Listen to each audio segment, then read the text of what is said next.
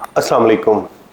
मैंने Maryland bridge पर एक वीडियो बनाई थी कि आपका दांत निकल चुका है, लेकिन अगर मैं आपको कहूं कि इसे वापस लगवाने के लिए ना इम्प्लांट की ज़रूरत है, ना ब्रिज बनवाना पड़ेगा और ना ही डेंचर पहनना होगा, ना कोई सर्जरी और ना ही अपने असल दांत घिसवाने या छोटे करवाने की ज़रूरत है, और फिर भी आपको एक फिक्स दांत मिल जाएगा, सुनने में हैरानकुन लगता है।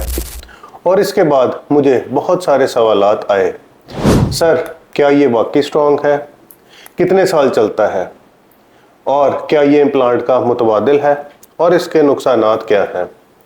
तो आज की वीडियो में मैं आपको मैरीलैंड के बारे में डिटेल में समझाऊंगा, इसके फ़ायदे, इसके नुकसानात, इसका लाइफ स्पैन, मटीरियल और सबसे अहम बात कि इसका कंपैरिजन करेंगे बाकी ट्रीटमेंट ऑप्शंस के साथ जो मार्केट में अवेलेबल है। मैं हूं doctor Abid Naeem, laser dental solution से। सबसे पहले मैरीलैंड ब्रिज क्या होता है। ये एक फिक्स दांत है, लेकिन इसमें रवायती ब्रिज की तरह साथ वाले दांतों को तराशना नहीं पड़ता, और इसमें एक आर्टिफिशियल टूथ के साथ छोटे से विंग्स होते हैं जो एडजेसेंट दांतों के पिछले हिस्से पर एडहेसिव की मदद से चिपकाए जाते हैं। इसका मटेरियल क्या है और ये किन चीज़ों से बनाया जाता है। इसको हम मेटल फ्रेमवर्क के ऊपर पोर्सिन लगाकर भी बनाया जा सकता है। इसके अलावा ये जरकोनियम से भी बनाए जाते हैं जो ज़्यादा एस्थेटिक लगते हैं। कुछ केसेस में फाइबर रीइंफोर्स्ड मटेरियल भी इस्तेमाल होता है। फ्रंट टीथ में आमतौर पर जरकोनिया ज़्यादा बेहतर लगता है क्योंकि ये ज़्यादा कुदरती नज़र आता है। इसका लाइफ स्पैन क्या है, ये सबसे ज़्यादा पूछा जाने वाला सवाल है।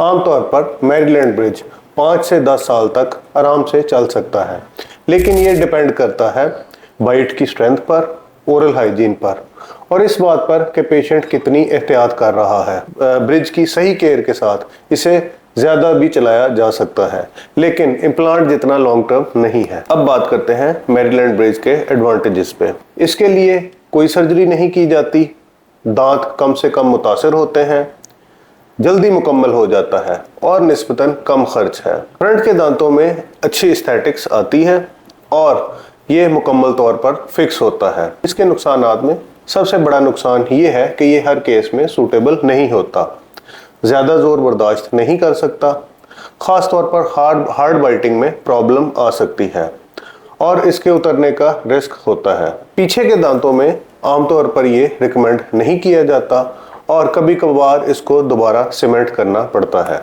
अब सबसे अहम बात, इसका कंपैरिजन। अगर मैरीलैंड ब्रिज और इम्प्लांट का कंपैरिजन करें तो इम्प्लांट एक मुस्तकिल हल है और सबसे मजबूत हल है क्योंकि ये हड्डी के अंदर लगता है, लेकिन इसमें सर्जरी होती है और वक्त भी ज़्यादा लगता है और कॉस्टली भी है। दूसरी तरफ Maryland bridge non surgical procedure है, जल्दी मुकम्मल हो जाता है, कम खर्च है, लेकिन स्ट्रेंथ और लाइफ स्पैन में इम्प्लांट से पीछे है। अब बात करते हैं मैरीलैंड ब्रिज और एक रवायती ब्रिज की।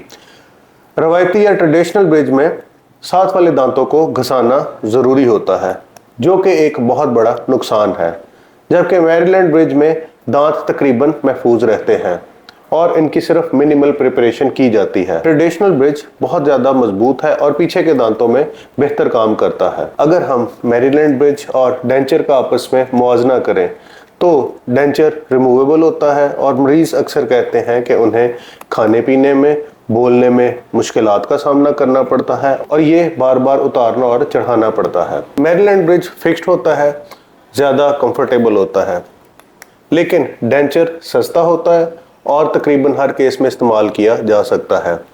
तो आखिर में फ़ैसला क्या होना चाहिए। अगर आप लॉन्ग टर्म और स्ट्रॉन्गेस्ट सोल्यूशन चाहते हैं तो इम्प्लांट बेहतरीन ऑप्शन है, और अगर आप कोई सर्जरी नहीं करवाना चाहते और कंजर्वेटिव ऑप्शन पे मुतफिक हैं तो फिर मैरीलैंड ब्रिज एक अच्छा इंतखाब है। पीछे के दांतों के लिए ज़्यादातर ट्रेडिशनल ब्रिज इस्तेमाल होता है, और अगर आप बजट फ्रेंडली हल चाहते हैं तो डेंचर बेहतरीन इंतखाब है। मैरीलैंड ब्रिज एक बेहतरीन ऑप्शन है, लेकिन हर मरीज़ के लिए बेस्ट ऑप्शन नहीं है।